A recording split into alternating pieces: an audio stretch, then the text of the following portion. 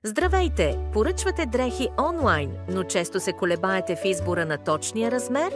В това видео ще ви покажем как да вземате правилно мерки от тялото си, за да избегнете неуспешни покупки. Ще ви трябват мека рулетка, шивашки метър, бележник, огледало и асистент, ако е възможно. За обиколката на бюста поставете рулетката около най-широката част на гърдите.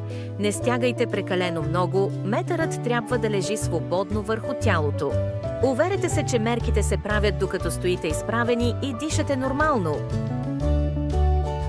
Поставете метъра на най-тясната част на талията, обикновено това е малко над пъпа. Не стягайте корема, за да получите реалистичен резултат. Измерете обиколката на ханша, като поставите метъра на най-широката част на бедрата. Съвет: за точен резултат огледайте се в огледалото или помолете някой да ви помогне.